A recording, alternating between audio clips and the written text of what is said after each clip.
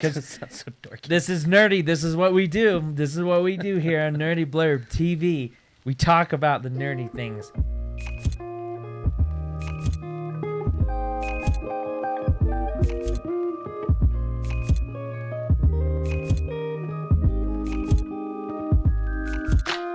What's up, and welcome to Beside the Point. On this show, we slow things down, dive a little bit deeper into things that we've talked about before, and just have a conversation about it. Absolutely. Usually, we're very fast-paced, we're really excited, but this time we're just going to bring it down and really talk about the deep stuff. So today, we're going to be talking about the future of the Marvel Cinematic Universe, where we dive into what has already happened, movies to come, and as well as our expectations for all of them. So stay tuned. Coming from Nerdy Blurb TV, presented by None of This Really Matters, this is Beside the Point. I'm Ryan. I'm Jacob. And we just wanted to sit down and talk to you guys, just talk together about what we think the future of the MCU, the Marvel Cinematic Universe, really is. And, I mean, it's a lot of speculations. There are going to be spoilers for movies that have already happened. You have been warned. Absolutely. But, again, this is just all speculation. Like, this is just our opinions, what we think would happen, what we would like to see. And let's just dive right into it with our first topic, The Infinity War. Part 1, how was that movie? That movie, honestly, we did a video about our expectations, and I can gladly say that we were completely off base. I don't even think one of our expectations was remotely even close. People died. Oh yeah, well, we guessed like one or two. Vision died. That was about it. We guessed like all the rest of them. And I think it was mainly because we just didn't think about two parts. Because all of those other things that we had mentioned that might happen could most likely happen in the second movie. Yeah, our expectations probably will fit the Infinity Wars Part 2 better than Part 1. We kind of went all cards in, balls to the walls really fast on that. But I loved the movie. It was really Absolutely. good. I think the movie was excellent until the ending. I mean, the ending hit me home. It was great. It was a great movie, but I'm just being a baby is what I'm really. I didn't like being sad. You didn't like being sad. I thought it was awesome. I loved, you remember Pirates of the Caribbean 2? Yeah, Dead Man's Chest. Yeah, you remember the ending of that one? Is that where Jack died? Where Jack Sparrow dies, and Captain Barbossa is alive again, and then the movie cuts. That was one of the coolest endings I had ever seen. But Infinity War Part 1 did not really have that kind of rally point. No, but you knew they were all going to come back. We all know they're all coming back. Yeah. Like, I mean, it's a comic book movie. Weird things happen in comic books. People come back from the dead. People go into hiding. I don't know. People go into different realms. But with all of the people who have died, especially a freaking Black Panther, probably... Yeah, they just introduced him. The biggest superhero that's come out ever since. And he's gone? Yeah, that's not going to happen. People would be way too upset. And not only that, we already know that Spider-Man 2, not only is it in process, but it's coming right after Infinity War Part 2. So, I mean, there's a lot to look forward to. We know that they're coming back. And so the ending, even though, like, my jaw hit the floor, it was so cool. Like, I couldn't have, there's no way we could have expected it. Oh, I was floored when I saw that happen. To make matters worse, it was worse, but it was awesome cinematic-wise. The whole onslaught of people just being killed, or non-existing, you could say. And then the credits roll up, and it's got this very nice, calming piano, and the credits are all fading away in dust, like all the characters had. I mean, it was awesome, but it also hit you home, too, which kind of sucked. You know what was really cool that I really liked about those end credits is that normally with all of, like, sequel franchise movies, they always say that so-and-so will return. Mm-hmm.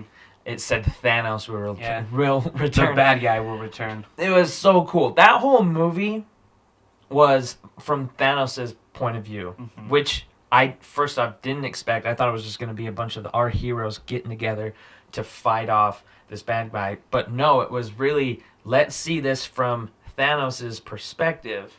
I mean, if there were, are there things that I would change from the movie? Is it completely perfect? No, I would change a few things, but it was really great, and it was a new take to see, or at least try and gain sympathy. Is that what they were trying to do? You have a good point. I mean, Thanos, you get to see his motive for why he's doing this, and why he's quote unquote a bad guy. He's not trying to be a bad guy. He just knows to make an omelet, you have to crack half of existence eggs. Let's just say this. This is just a thought that I was thinking of the other day. So, Thanos, his whole reason for doing all of this was because, first off, his planet was overpopulated, right? Mm-hmm. And so Titan. And so therefore the rest of the universe was overpopulated. And he said that we should eliminate half of the population. Is that right? His planet was overpopulated. He proposed his idea to the leadership, and they denied him. And then matters slowly got worse too, and eventually everyone died. His planet became obliterated. So he took it upon himself to not let that happen to other people because he knows what it's like to have that loss. Right. So now he's got that edge. This is what I'm trying to get at, is that his solution was to not only get all the Infinity Stones, make an Infinity Gauntlet, and then snap his fingers and eliminate, whether he killed them or whether he wiped them out of existence, he snaps his fingers and they're all gone. Dust bunnies. Why didn't he just snap his fingers and make all of the resources just double? That's a good point. Right, But Thanos? it's not like you could snap your fingers and then make Earth twice as big. You get more resources, but you have all 6 Infinity Stones. Dude, don't look at me. Another point is, did Thanos take into account that if he snaps his fingers, could he be gone? Like, he snaps his fingers, Ooh. and then the gauntlet just falls to the ground because he got wiped out? I feel like Thanos is the kind of person who he would be fine if he was one of those people. Yeah, he'd be like a sacrifice. So, this side note, but you sent me the link to the... So, a guy I work with, after I'd seen Infinity Wars, it was like the next week, he had told me, hey, did you get killed in the Infinity War? Like, what are you talking about? He had sent me a link to where it was, did I survive Thanos? Dot something. I can't remember the link exactly. But what you do is you type it in, and it just generates whether you survived the snapping or not. I died. I was very upset about it. And then I sent him the link, and this little turd survived. Who has 2 thumbs and survived? Who's going to reappear and not have to do any work? Yeah, I guess it's all the people who are left have to try and figure out how to bring everyone back or fix it or whatever. I don't know. First off, of course Thanos can't kill me. But second off, let's talk about something here for a second. Let's talk about this guy. Star-Lord. Is it his fault? So it's funny you say that because I did notice something. It was on late night stupid blog flicking on my phone. I had seen why Thanos is now making an appearance. I had seen that Odin is gone, someone who protects all the realms. Also, isn't he technically already gone? What do you mean? Isn't Odin already gone? Yeah, it's saying why Thanos has appeared. Oh, I see. That Odin is gone because he probably couldn't defeat Odin. There was another one and I just forgot. Let me get back to... Oh, excuse me. It was Odin. Then Kurt Russell, who is Star-Lord Peter Quill's dad. Yeah. He's a Celestial. Definitely could take out Thanos. Right, yeah. And there were a couple others, but those events are clearing a path for for Thanos to come out and do his own plan because there's no one now in the universe greater than him. You know, that's true. I actually also had read that Ultron was somebody that... That's true. The universe, or at least Earth, had to go through, and the Avengers stopped him as well. Mm-hmm. Almost as if... I had read that he had prepared the way. I didn't see that he prepared it, but seeing everything else that you had said with... I don't know his name. Kurt Russell's character and Ego. Odin. Ego? Yeah. Ironic, right? It is kind of ironic. Kurt Russell's character, Ego, in Guardians of the Galaxy 2, Odin, and then Ultron. Mm-hmm. All of them pretty powerful people, and all of them gone. Yeah, that makes sense. It makes sense that he's come to action because there is no one that can rival his... Can challenge him, yeah. Absolutely. And so, but back to what I'm saying. Yep, sorry. Is it Star-Lord's fault? Is it his fault? Because we saw him ripping off the glove. We saw all of them ripping off the glove. And he almost had it off. He almost. It was coming off his fingers, but you know what? If it wasn't Star-Lord's fault, it would have been someone else's. It's just the human nature, you could say. I mean, Gamora had just died. He tried to shoot her. Let's not forget that he was going to kill Gamora, and Thanos had flip-flopped the reality on him, and he shot Bubbles instead. So he was going to do it. But is it his fault? No, I don't think so. Put yourself in that situation. Say your mother, someone. Put someone in that situation. Put yourself in that situation. Would you react in that way? Absolutely. Okay, fine. It's not his fault. Well, if you agree or disagree with us, comment down below. Was it really Star-Lord's fault that made, in the end, Thanos snap his fingers? If you guys like Ryan's shirt, make sure you check out the artist who designed it, either on Etsy or Instagram. Art by JP Perez. He's an awesome artist. He does a lot of cool pop culture crossovers. I wear a lot of his shirts here. And we're going to be giving Quality's good too. away one of his shirts. Stay tuned and subscribe to us so that you will be able to win one of his shirts. Art by JP Perez. So moving on from such a huge movie as the Infinity War Part 1, we're going to go into our next topic, which is AntMan and Captain Marvel. These are the two movies that are coming out right after the Infinity War. These are the next two Marvel movies that are going to be coming out. And honestly, it's kind of a weird move. Like, it's not a weird move, but it's just like, why do you think Marvel's coming out with Ant-Man, someone who's not hugely popular, to come out right after the Infinity War? It's true, though. Why would they have this huge, amazing universe and just story and everything, and then go to a very small pun of a character of Ant-Man? He doesn't bring a whole lot to the table. He isn't very popular, and from what I know, I like his movie, but I mean, he's also not in like my top 5. Right. I mean, like his movie's fun. It's one of my favorites, at least I would say that much. But him as a character, not my favorite superhero. And it's just like, as a business standpoint, I'm trying to look at this from Marvel and saying, like, why would you come out with this movie? Like, you're not going to make more than the Infinity War. I know that wasn't going to happen. Mm-hmm. No matter what movie came out, even if it was Iron Man 4, it's not going to do that. But Ant-Man, of all the people, I mean, they could have come out with they could have come out with like another Black Panther movie if he wasn't killed off. But like, maybe that's another thing. Like, maybe that's what they're aiming towards? That people who weren't killed off. I mean, because he wasn't in the Infinity War. And rumor has it that this movie, Ant-Man and the Wasp, Ant-Man 2, comes out right after, like chronologically, it's right after Civil War.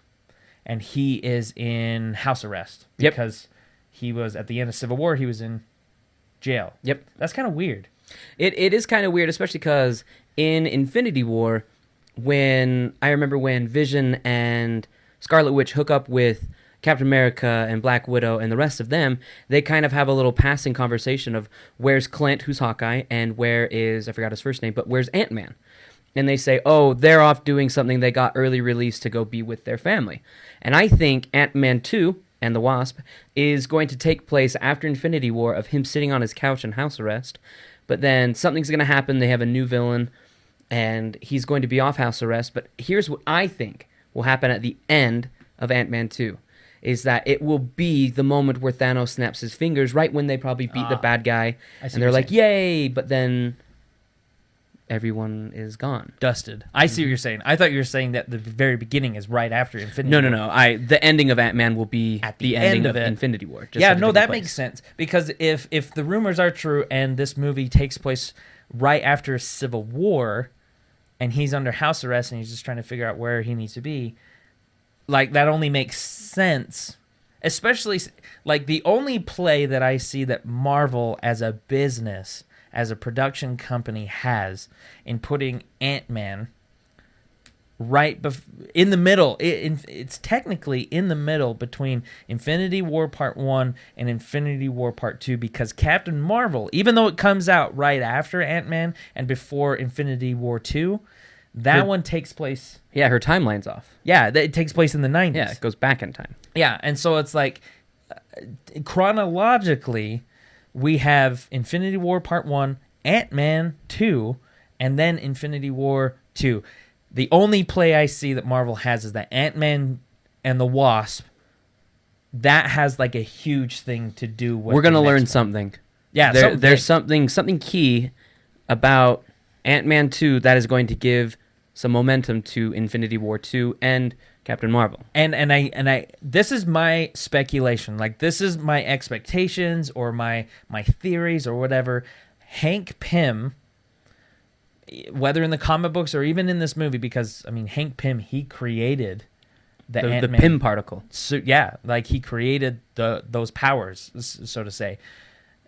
Who's to say that he can't invent anything that will help bring back people or go back in time or change reality? I don't know. Who's to say that Hank Pym won't be a huge role player in Infinity War Part 2? So before we dive any deeper into any of this, one of you guys have actually sent us in a video of just Ant-Man and the Wasp, your expectations or theories or whatever, and ComicManJake sent us in a video that we wanted to share with you guys because he brings up a few things that maybe we have forgotten or something that we might want to think about later. So check him out. What's going on, guys? ComicManJake here talking to you, and I'm going to tell you what I'm most excited for the Ant-Man and Wasp one. One, I can't wait to see if Evangeline, I believe that's her name, finally get into that Wasp role. Now, she's not the main Wasp. She's the daughter of both Hank Pym and Janet. And that's another thing I want to talk about. Janet, we have not seen the original Wasp in the trailers. We have not seen her yet. And that's the thing that's getting me. It's like, ooh, I know she's in it. But what's going to happen? Goliath, if anyone knows, Lawrence Fishburne is playing Goliath. And I can't wait for that. I mean, the whole mythos is there. And it's going to be awesome. So now let's hear it for Nerdy Blurb TV. Thanks for that. Definitely, you guys go check out his channel, ComicManJake. And just like Jake, send in your stuff. We're a community. We want to hear from you. We want you to send stuff to us. We want you to bring up points that we may have forgotten about. We've got our ears open for you guys. ComicManJake has a YouTube channel. Go check him out. Subscribe to him. He does a lot of comic books and compares them to the movies. But he made some really good points. I mean, there is Goliath, yes, but... Do you think Goliath will be some sort of a... Goliath is interesting because he's not like the biggest... pun intended if you know who Goliath is. He's not like the biggest deal. He was in Civil War in the comic books, but he wasn't in the movie. It makes sense that he's here in the Ant-Man movie, number 2. But I don't think he's going to have too much to do. In fact, I would even... Here's just my theory. Here we go. I think the quantum realm that, you know, how Hank Pym's wife... Oh, yeah. Yeah, Hank Pym's wife is trapped in the quantum realm. Whatever. Because That's so dorky. this is nerdy. This is what we do. This is what we do here on Nerdy Blurb TV. We talk about the nerdy things. But Janet, Hank Pym's wife, she's stuck in the quantum realm. I'm willing to bet that getting her out or having the powers that Ghost has to tap into that quantum realm will be able to travel through into the second Infinity War. She's a missing link. The quantum realm, Janet, and Ghost, they're all going to connect somehow. And he's so right, because we haven't seen very much about her in the trailers. We haven't hardly ever heard. She may just be the whole key to all of this. Absolutely. And moving on from that, after Ant-Man and the Wasp, we have Captain Marvel, who not only, I think personally, mainly because I've read the comic books and all of that, and I'm a big fan of her, she's going to change a lot for the MCU in general. But how much do you think her movie is going to affect the second Infinity War? I mean, I understand that you don't understand her comic books. You haven't read her comic books. Let's just kind of answer that with a story. When we were going to Infinity War Part 1, Ryan had been telling me a couple things about Captain Marvel, and I'm not too familiar with her. I don't know her powers. I don't know her origin. Ryan does. And I remember after the credits, at the very end scene, it had the scene with Samuel L. Jackson hitting the pager, and it was just, the anticipation was building as the camera zoomed in, and then you see Captain Marvel's logo. And it was dead quiet, except for Ryan just screams out, "Yeah, baby!" And he was the only one, because no one knows much about her. To answer your question, I think she is going to be awesome. She's going to be a new person for people to just fall in love with. And let's be honest, right now, Marvel, or in the Marvel Cinematic Universe, there aren't that many strong female characters. You have Gamora, you've got Black Widow, you've got Scarlet Witch, and then you have Mantis, that I can think of off the top of my head. Well, I mean, you can now start to consider the Wasp now. Yes, but not right now. We haven't seen the movie. But as of the first couple that came off the top of my head, I'm sorry if I left any out, but right now, Captain America is going to be one of the biggest... I said Captain America, excuse me. Captain Marvel is going to be one of the biggest deals, because she is going to be a huge juggernaut in Infinity War Part 2. I think, I don't know how, I don't know what to expect, but I can expect that big time, powers, because, honestly, reading comic books, I know that she has been capable of moving through time. And who knows, maybe we're completely off on Ant-Man and the Wasp having a huge key in Infinity War Part 2. Maybe we're off, maybe we're not, but because that capability is there for Captain Marvel, who's to say that wouldn't be off the table? It's not necessarily one of her powers, but she's known to do it. She's known to do it. So, I mean, I wouldn't put it past Brie Larson. I think, honestly, when it comes to theories, though, for some weird reason, I have a feeling that Ant-Man and the Wasp is going to be a movie that Marvel wants you to go back to more than once. Because after such a huge movie like the Infinity War Part 1, Marvel needs to, continue to give better and better movies. And I feel like Ant-Man and the Wasp is going to have a huge role to play in Infinity War Part 2, because that's what Marvel's going to want you to do, is to go back and wait, does that mean that they're talking about Infinity War? Or does that have to do with that? I don't know. Let's go back and see the movie again. Yeah. That's my theory. Mm-hmm. If I was Marvel and as a business, that's what I would do. Well, it makes sense, because Infinity War, there's clearly so many unanswered questions, and the next movie, I mean, we got to go check out what's going on. Right now, Infinity War came out in April, and what is it, July? We need to know. I want to know things. But it was just so weird for me to look at that schedule, especially after watching Infinity War. It was just Ant-Man. Yeah. Why? Thrown off. And so it's just and I'll be up late at night, scribbling in notebooks, and be why are they doing this? But it's starting to make a little bit more sense because of the theories that I've come up with. Rumors have been going around, so on and so forth. I just can't wait to see it. Definitely. So, I mean, it looks fun, it looks great, and everything, and we will have a video for you guys to check out. But, until then, we just got a bunch of question marks. We have so many question marks. In fact, I have one more that I think a lot of people have forgotten about, and I know it is the biggest deal that people have forgotten about?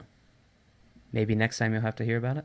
Maybe next time, or we could just talk about it here in our next segment. Oh. What is to come for Sorry. the Marvel Cinematic Universe? Like, what movies and moves should we expect next? Gotcha. So moving on into the next segment, which is what is to come for the future of the Marvel Cinematic Universe. We already know that there are some movies lined up in the queue, such as the sequel to Spider-Man Homecoming, which we found out that the name for that is Far From Home. Makes sense. I mean, it does make a little sense because he's technically not on this planet anymore. Non-existent. That's a whole other thing by itself. Like I question how Marvel's going to even market for that. When movie. is that supposed to come out? That comes out right after Infinity War Part 2. Part 2. Okay, so clearly we know that Spider-Man is going to make it. Yeah, I know. And it's like with them announcing all of that stuff, it's like, well, you just spoiled. Yeah, sometimes I wish movies ending. wouldn't do that. Like, you'd see a huge, long timeline of 6 years in the future, and Marvel's announced or has rumored to announce certain movie titles. It kind of spoils A little the event. bit. But whatever. The thing is, though, is that Kevin Feige, the producer, has always said that he wants all the curtains pulled back. He wants all the Cards fans. on the table? Yeah, he's very much all about, like, I want the fans to be on the same page as us when it's relevant and everything, and that's what I appreciate. But that's kind of a downfall when it comes to this moment, at least, to the cinematic universe, saying that, hey, Spider-Man makes it out all right, even though he is gone right now. Well, it does make sense, too. I mean, he's been doing this for however long. Yeah. We've been so excited for every title up until now. He's probably thought about this, so Yeah, but he knows what he's doing. But for the people who don't know that kind of stuff, mainly like my nieces and nephews, because when we actually went and saw that movie, one of my nieces actually cried real tears. Oh yeah. And She really likes Tom Holland. because she loves him, actually. That's kind of what it is. But like, really, it's just like, I even had to tell her, like, don't worry, he's coming back. Because comic books are freaking weird like that. They bring people back from the dead all the time. But it's just weird for them. It's like it's a weird way to be able to market something and say, like, hey, don't worry, Spider-Man 2 is coming out, and we have to market this before Infinity War. Before everyone crosses us off. Part 2, because only a few months later it comes out, and that's not enough time for them to get Spider-Man out there. Because, like, do you really expect them to, like, hold off until just, like, 4 months later? Like, no, they need to throw all... I mean, that's a whole other thing. It's true. They need a little bit more of an announcement to, like, make sure people don't jump off the bridge. Right. So, other than Spider-Man 2... there are other movies that are queued up, but there are movies that are rumored, as well as characters that are very familiar from comic books. And you were mentioning one before I cut you off. Do you want to say something about that? Yes, I definitely want to talk about characters that we may have forgotten. One of them is Hawkeye. Just kidding. He's not that super anyway. I like Hawkeye. There's nothing against Hawkeye, but I mean, in the scheme of all things... he's just a marksman. We'll come back to him. I've got some things to say about Okay, him. no hate. I do like Hawkeye. But I'm talking about some serious characters that we have forgotten. For example, the cutscene at the very end of Guardians of the Galaxy 2. You have the Golden Lady, right? I don't know her name. But she's there creating a new specimen. Now, some of you guys may not know who he is. I don't know the most about him. But it's Adam Warlock, who is to be rumored is... the greatest good guy in the Marvel universe. Somewhat. I mean, like the whole theory and everything, and I don't expect too many people to understand that, but he was created. He was created to be the perfect being, and he ended up being kind of like a douche. But like over time, he was actually entrusted with the Soul Stone. After he kind of I thought he was entrusted with the entire gauntlet. I mean... timelines you're getting a little ahead of yourself. Timelines are messy. A little bit, but he was entrusted with the Soul Stone because he was found not necessarily worthy, but he was he was found fit to be the one to hold it at the time to take care of the crisis that was going on at the time. I mean, we're not going to get too into it, but he was entrusted with the Soul Stone, and I actually thought that he was going to be Infinity War Part 1 because he had the stone. he not Would have well, had the he stone. would have had it, but he is a huge player in that. That's why I think comic book. he is an underrated character because one, we don't know anything about him, Right. But comic book people do. But he was obviously mentioned at the end of Guardians of the Galaxy 2 to be brought back, and Marvel has done a great job by kind of covering up the fact that we forget he is there and Right. he will appear. And what a better part than Infinity War Part 2. And I'm actually glad he Yeah. did not appear in Part 1 because so much was happening that we needed some downtime to take in everything that's happened in Infinity War so that we can be brought down, in a sense, to be brought back up. So here's the thing. This is very interesting. This is something we can talk about, even if you haven't read as many comic books as, say, I haven't. With Adam Warlock, this is a spoiler to the Infinity Gauntlet, which is a comic book that the Infinity War is based on. So, you've been warned. Spoiler. Adam Warlock and the Silver Surfer, who Marvel does not have the rights to, Dang it. Fox does. Stinky Fox. So that's why he's not in the movie. But Adam Warlock and Silver Surfer are kind of the two cosmic people who are watching all of this stuff happen from afar, saying, maybe we shouldn't get into it, maybe we shouldn't. I mean, in a nutshell. And then there's just a time where, I mean, fun fact, by the way, in the Infinity Gauntlet, it wasn't the Hulk that falls into Doctor Strange's house. Yeah. It's actually Silver Surfer. Oh, yeah, he had told me that once, that when the Hulk flies through the universe through the by means of the Bifrost, he slams into the Sanctuary, Yeah. something like that. And instead of the Hulk, Bruce Banner, Sanctum. it's the Silver Surfer. And it Yes. makes sense because he is kind of the universe messenger. Yeah, he's like the Galactic Guardian, and for him and Adam Warlock to feel like they had to step aside and watch Thanos do his thing, Adam Warlock just had enough of it, and by his own means, he actually snatched up the Infinity Gauntlet, re-snapped his fingers, and was like, let's put everything back to normal. That's how it pretty much ends. And so I'm sitting here thinking, is Adam Warlock in the MCU, because he was at the end, like you had said, at the end of Guardians of the Galaxy 2, is he only going to be a character that the Guardians have to face or deal with?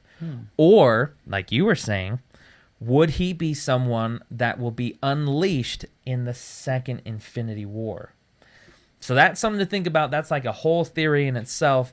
Maybe he's the only one that can stop Thanos because it has been written in the comic books. Well, since we don't have Silver Surfer, what if they're using Captain Marvel to kind of be in that sense? yeah. What if we're totally wrong with Maybe. Captain Marvel and we're totally off base and it's I doubt it, but what if we're off base with Captain Marvel, that it's Adam Warlock who comes in and he is the savior? I would not be There's so surprised. much. Because you make a really good point. We have forgotten about him. And because he's just a blip. Because he's nothing yet. He's still in his cocoon. Yeah, he's still cooking. The bun's not done yet. Yeah, but I mean, those of you who have read the comic books, everybody knows that he comes out and he's a douche. He tries to kidnap and marry Lady Sif, who is Thor's fancy, and Thor's really pissed off and beats him up. That's a whole other thing in itself. Who knows? Maybe he'll come into the second Infinity War and just be like, I'm awesome, and let's end this now. Who knows? I don't know. It's kind of interesting to think about, and maybe even speculate about other movies. Maybe he's just in Guardians of the Galaxy Volume 3, and they do their own thing with that. But there's a lot that we can speculate, even when it comes to just movies.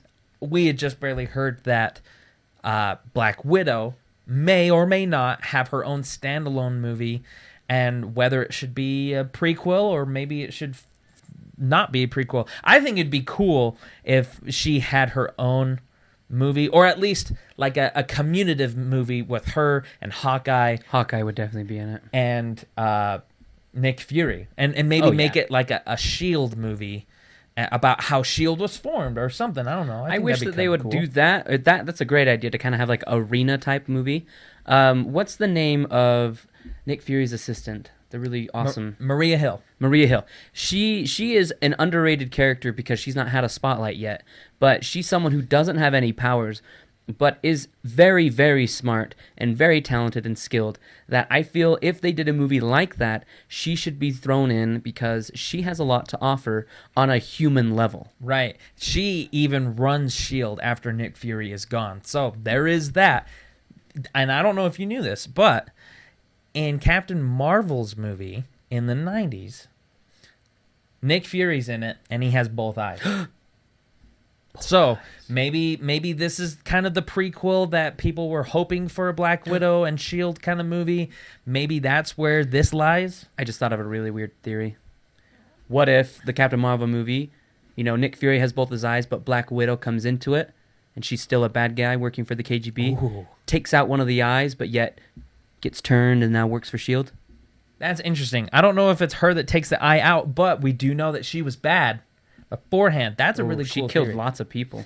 I don't know if she will be in Captain Marvel, It's just a theory. I just thought of it barely. but that would be such a cool movie for Black Widow to have a prequel to Yes. see how she was bad and then come to our side.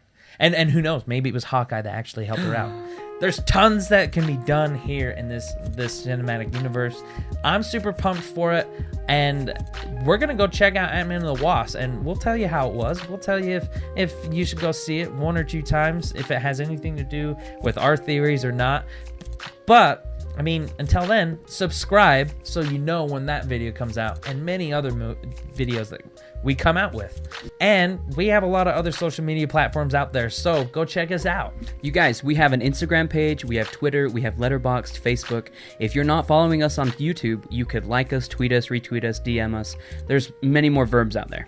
Also, every single one of our episodes, whether it's Beside the Point, None of This Really Matters, or anything else that we come out with, it is also a podcast. So those of you who are listening to our podcast, go check out our YouTube videos. But those of you who are watching us on YouTube, guess what? There's a podcast for that video. Check us out. Links are down below. But be sure to come back here and check out all the other great stuff that we have coming out for you guys. Thank you so much for watching Beside the Point. I'm Ryan. I'm Jacob. And we'll see you again.